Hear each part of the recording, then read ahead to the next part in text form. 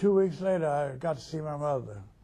And when I did get to see her, she told me that some old black man had told her my eyes were knocked out, my arms were broken, my leg was broken, and I was in terrible shape.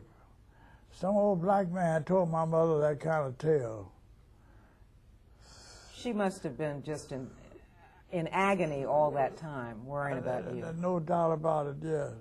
But at least she saw that you were alive. Yes, that's one thing.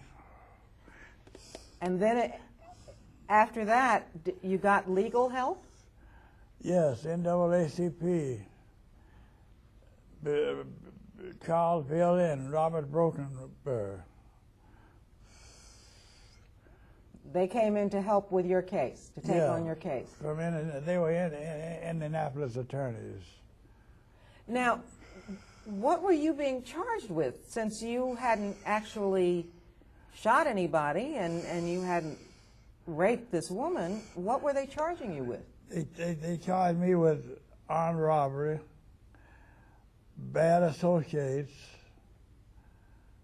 and 2 more charges. Bad associates, raping, and murder. There was 5 charges altogether against me.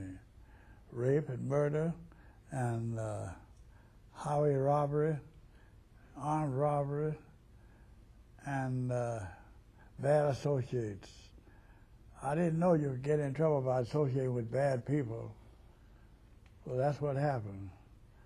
I was supposed to have been associating with Tom and Abe, who were bad. And so they brought you to trial on these charges? Yes, yes. But before they brought me to trial, it was a year later. And every time my trial would come up for a hearing, my lawyers would have some of the charges dropped. And every time they drop a charge, that left less for me. So when they finally got through dropping charges, the only thing left was murder in the first degree as an accessory before the fact.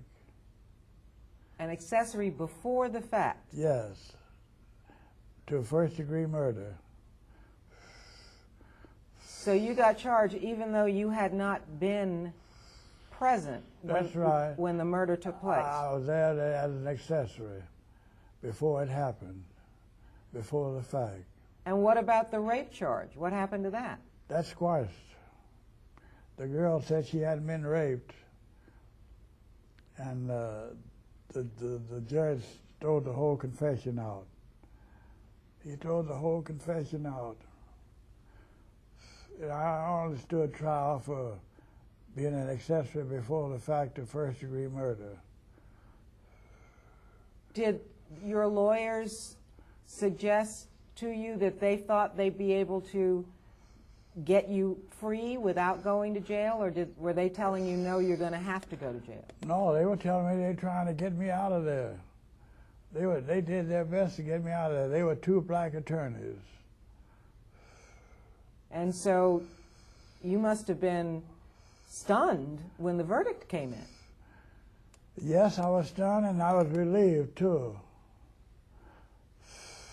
Why relieved? Because everybody thought I was going to get the electric chair. Even though they were charging you as an accessory before the fact? Yes.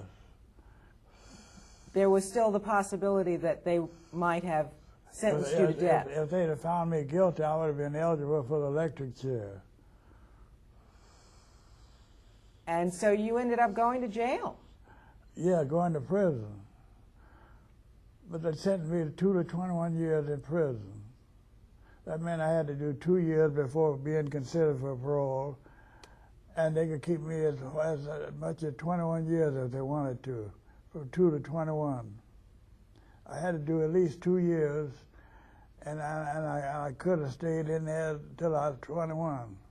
I mean, for the whole 21 years. 2 to 21 means that you got to do the minimum, but the maximum is hanging over your head, too. After I did 2 to 21, I had 19 years left out of that 21. You understand? Yes. Mm-hmm. And you came up for parole after 2 years, right? Yes. But as I understand it, the parole vote had to be unanimous, Yes. and one person One said person. no. He was from Marion, Indiana. Probably a member of the Klan. And so you had to go back to jail, to prison, for another 2 years. Yes, the thing of it is, the way I got back there for 2 years, the first time I went up for parole, they sent me back 30 days. Then I went up the second time for parole, they sent me back 60 days. I went up the third time for parole, they sent me back 90 days. I went up the fourth time for parole, and they sent me back 6 months. So your term just getting longer and longer. Longer and longer, they kept me in the prison, yes.